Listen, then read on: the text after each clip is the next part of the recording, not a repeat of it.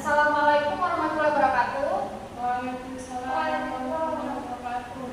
Kurang semangat sih jawab salam ibu. Biar semangat kita ice breaking dulu ya. Oke, ikutin ibu ya.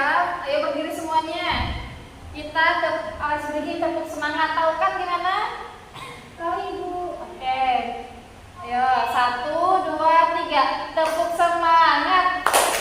Semangat. Semangat. Oke, karena sudah semangat semua, langsung kita masuk ke pembelajaran ya. Bu, gimana kabarnya hari ini? Baik ibu. Alhamdulillah. Sebelum melakukan pembelajaran, ibu minta rapikan dulu ya tempat duduknya.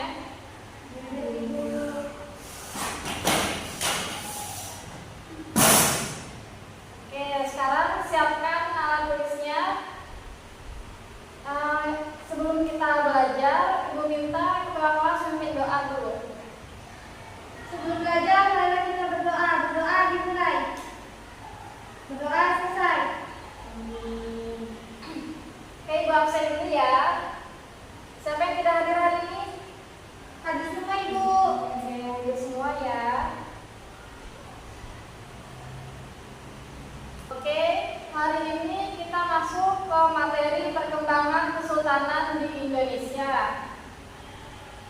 Sebelum ibu menyampaikan materi hari ini, ibu akan memberitahu tujuan pembelajaran kita hari ini terlebih dahulu ya. Jadi tujuan pembelajaran kita hari ini yaitu kalian mampu menyusun skema pemimpin kerajaan-kerajaan Islam di Sumatera, Jawa, Kalimantan, Goa, Ternate, dan Nusa Tenggara. Kemudian, kalian juga mampu mengidentifikasi sebab-sebab kemajuan dan kemunduran kerajaan-kerajaan Islam di Sumatera, Jawa, Kalimantan, Goa, Ternate, dan Nusa Tenggara. Yang ketiga, kalian juga mampu mengidentifikasi peranan kerajaan-kerajaan Islam. Kemudian yang terakhir, kalian juga mampu menyimpulkan hikmah dari keteladanan, kegigihan, dan kepemimpinan kerajaan-kerajaan Islam di Sumatera, Jawa, Kalimantan, Goa, Ternate, dan Nusa Tenggara.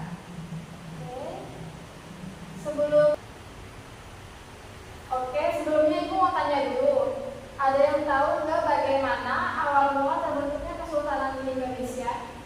Tidak bu, tidak tahu. Oke, karena belum tahu sini, ibu akan menjelaskan bagaimana awal mula terbentuknya kesultanan di Indonesia dan bagaimana kesultanan berperan dalam penyebaran agama di Indonesia.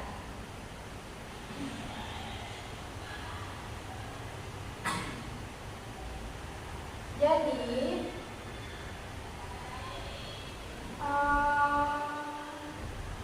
kesultanan di Indonesia memiliki awal mula yang beragam dan kompleks karena melibatkan banyak wilayah dan budaya yang berbeda.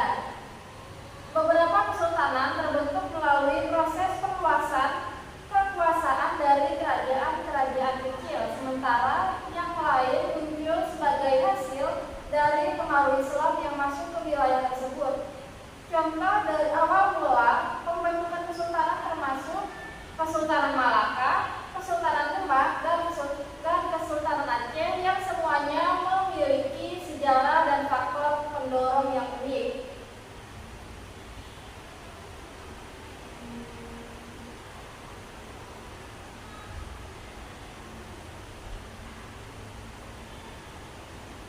Kemudian kesultanan memiliki peran penting dalam penyebaran agama di Indonesia, terutama pada agama Islam. Sebagian besar kesultanan di Indonesia berkembang selama periode ketika Islam mulai masuk ke wilayah ini, dan banyak penguasa kesultanan menjadi penganut Islam. Penguasa kesultanan seringkali menjadi pelopor penyebaran agama Islam di wilayah-wilayah di sekitarnya.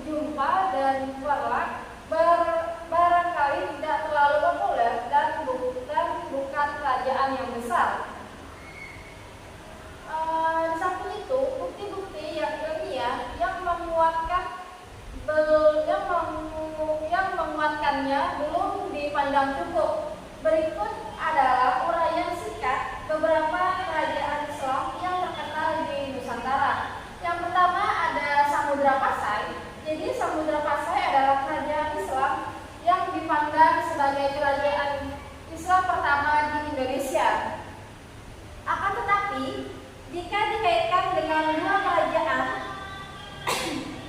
Akan tetapi jika dikaitkan dengan dua kerajaan sebelumnya, Jepang dan Perlak, maka kerajaan Samudra Pasai adalah kerajaan kelanjutan dari kerajaan Islam Perlak.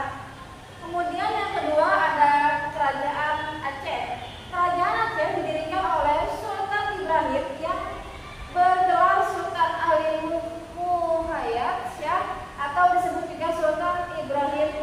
Kerajaan Aceh mencapai masa keemasan pada masa pemerintahan Sultan Iskandar Muda. Selanjutnya Sultan Iskandar Muda digantikan oleh menantunya yaitu Iskandar Rani. Kemudian yang ketiga yaitu Demak. Kesultanan Demak didirikan oleh seseorang adipati yang bernama Raden Patah. Untuk menghadapi Portugis, armada Demak yang dipimpin Pati Unus atau putra Raden Patah yang melancarkan serangan terhadap Portugis di Malaka. Kemudian yang keempat yaitu Pajang. Pendiri Kesultanan Pajang adalah Adiwijaya. Setelah Sultan Adiwijaya meninggal, seharusnya pangeran bernama yang menduduki tahta Pajang, akan tetapi ia disingkirkan oleh Arya Pandiri atau putra Pangeran Prawata. Kemudian yang kelima ada Mataram Islam. Mataram merupakan hadiah dari Adiwijaya kepada Ki Ageng Pertanahan karena ia telah berjasa membantu Adiwijaya menaklukkan Arya Penangsang.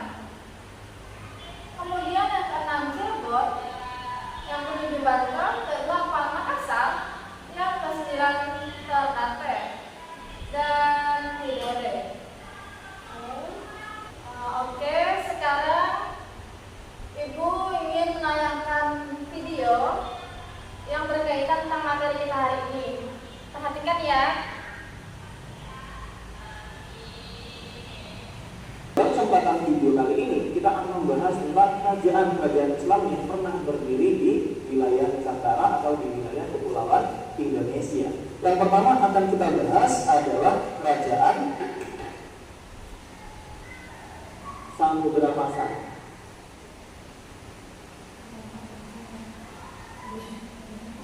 Kenapa Pasai? Karena Pasai diyakini merupakan kerajaan Islam pertama di Indonesia, di mana Samudra Pasai ini diduga telah berdiri sejak tahun 1267 Masehi. Bahkan usia berdirinya Pasai sebagai sebuah kerajaan. Oke, karena tadi Ibu sudah menayangkan video dan sudah menjelaskan juga, di sini Ibu mau tanya apa yang sudah kalian tangkap atau yang sudah kalian dapat dari video yang Ibu tayangkan tadi. Ibu, ya silakan. Ya bagus. Oke, ada lagi yang mau menyampaikan? Ya silakan. Iya, benar sekali. Oke, karena tadi Ibu sudah menjelaskan dan kita sudah melihat video yang Ibu tayangkan, di sini Ibu akan membagi kelompok untuk mendiskusikan tugas, yaitu Ibu minta kalian untuk menyebutkan apa saja kerajaan Islam yang ada di Indonesia dan jelaskan. Nanti Ibu kasih waktu 10 menit dan Ibu minta kalian untuk maju ke depan untuk mempresentasikannya. Ibu kasih waktu 10 menit dari sekarang. Silakan. Oke, karena waktu sudah selesai, Ibu minta perwakilan kelompok untuk maju ke depan untuk mendiskusikan hasil diskusi kalian. Oke, bagus. Selanjutnya kelompok 2.